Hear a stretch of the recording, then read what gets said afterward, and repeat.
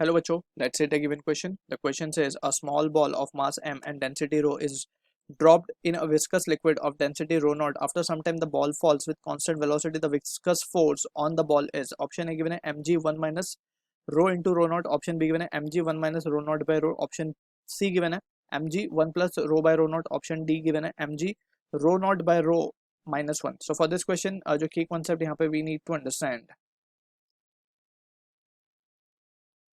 is the concept of terminal velocity.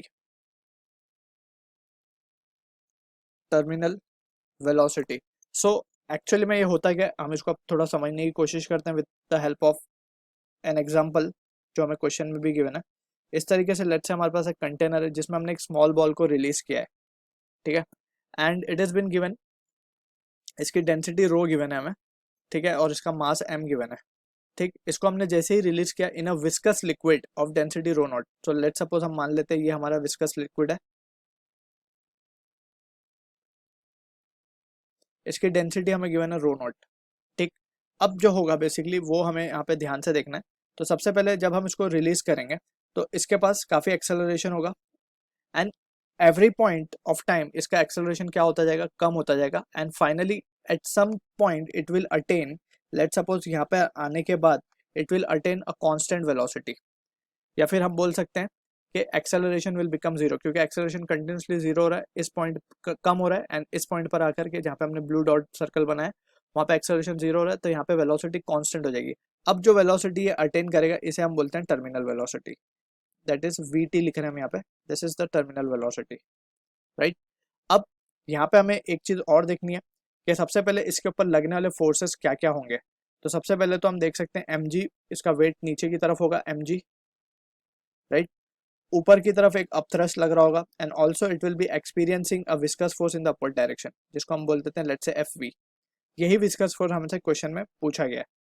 तो under equilibrium जब ये टर्मिनल वेलोसिटी अटेन कर लेगा, कांस्टेंट वेलोसिटी अटेन कर लेगा, तो at that point we will say कि it will be under equilibrium, क्योंकि वहां पे कोई फोर्स एक्ट नहीं कर रही होगी उस पर, net force will be zero, equilibrium, ठीक है.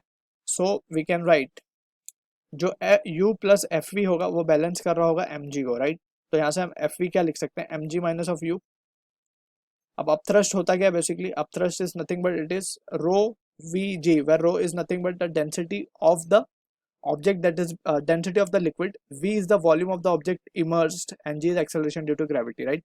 तो यहाँ से अगर हम इसको फर्दर रिजॉल्व करें mg माइनस, अब रो को तो हम रो ही रखते हैं, बेसिकली डेंसिटी ऑफ लिक्विड है तो रो नॉट गिवन है तो रो नॉट रखते हैं, और ये वॉल्यूम, वॉल्यूम इज द ये किसका वॉल्यूम है, ऑफ द ऑब्जेक्ट इमर्ज, यानी कि यहाँ पे बॉल का वॉल्यूम बोला गया, तो इसको हम लिख सकते हैं मास इनटू डेंसिटी. वॉल्यूम को क्या लिख सकते हैं, density is mass upon volume, तो मास अपॉन डेंसिटी लिखा जा सकता है, और density of ball is rho into g. तो यहाँ से अगर हम देखेंगे finally viscous force F V, M G को अगर हम कॉमन आउट निकाल लें तो बचेगा 1 minus of rho not by rho. So this is what the expression for viscous force we are getting, जो कि मैच और ऑप्शन बी के साथ. I hope you understood the solution. All the best.